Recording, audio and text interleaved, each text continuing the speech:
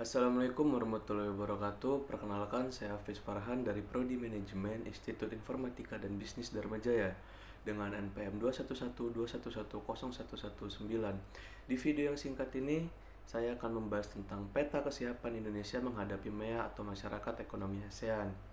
Beragam pendapat pro dan kontra yang bergulir mengiringi diberlakukannya MEA perlu untuk diketahui. Selain sebagai informasi untuk memahami dengan lebih baik kebijakan ekonomi kawasan ASEAN, ini juga sekaligus sebagai upaya untuk mempersiapkan elemen dan komponen masyarakat. MEA yang digagas sejak tahun 2003 dihadirkan dalam deklarasi yang disebut dengan Bali Summit, telah resmi diberlakukan sejak akhir tahun 2015. Presiden Joko Widodo pada November 2015 telah menyampaikan bahwa dalam forum perdagangan bebas ini, mau tak mau, siap tak siap, masyarakat Indonesia harus bersiap untuk berkompetisi dalam sebuah iklim ekonomi yang terbuka. Berdasarkan artikel yang saya lihat di internet dari cermati.com, pernah ada survei yang dilakukan di Jakarta dengan melibatkan 46 responden.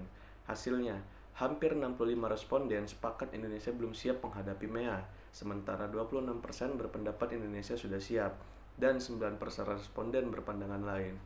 Besar jumlah responden menyatakan ketidaksiapan masyarakat Indonesia untuk bersaing dalam pasar terbuka dengan konsep integrasi ekonomi negara-negara sekawan ASEAN atau MEA dilandasi beragam pemikiran.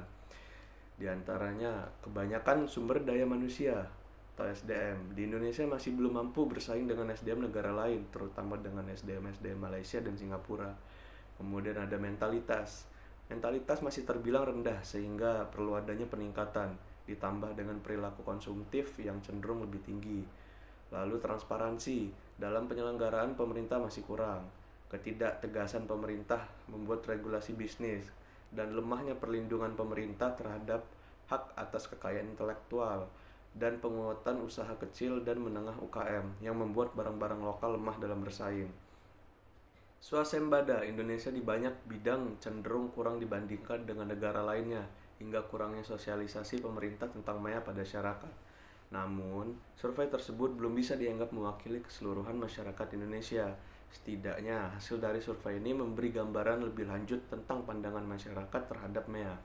Hasilnya adalah pemahaman terhadap peluang dan resiko yang akan dihadapi serta solusi untuk memecahkannya jelas menjadi satu hal yang sangat mendasar dan diperlukan. Lalu strategi Indonesia menghadapi MEA. 1. Melakukan sinkronisasi kebijakan antara pusat dan daerah.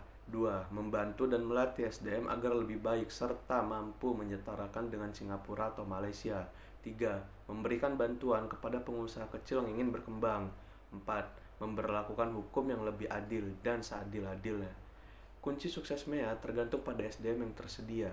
Setiap kebijakan, termasuk MEA, memiliki sisi positif dan negatif. Kunci sukses ada di SDM, di negara-negara yang akan menjalankannya. Dengan dibukanya MEA, tenaga kerja terampil Indonesia punya celah untuk melakukan ekspansi ke luar negeri. Sebagai contoh, tenaga kerja Singapura yang bisa datang ke Indonesia akan semakin meningkat. Demikian pula dengan tenaga kerja Indonesia juga sangat mungkin untuk bisa masuk ke negara seperti Singapura dan Malaysia, yang diketahui memiliki standar upah minimum yang lebih baik daripada Indonesia. Dengan demikian, akan terjadi pemerataan ekonomi dan tentunya membawa kemakmuran serta kesejahteraan bagi sebagian besar tenaga kerja Indonesia. Intinya, peningkatan kualitas individu dalam negeri adalah salah satu solusi menghadapi MEA. Sekian pembahasan tentang kesiapan Indonesia menghadapi MEA. Kepada Ibu Cahyani selaku dosen mata kuliah bisnis internasional, saya mengucapkan terima kasih. Terima kasih juga yang telah menyimak pembahasan ini. Wassalamualaikum warahmatullahi wabarakatuh. Saya Hafiz Farhan, pamit undur diri.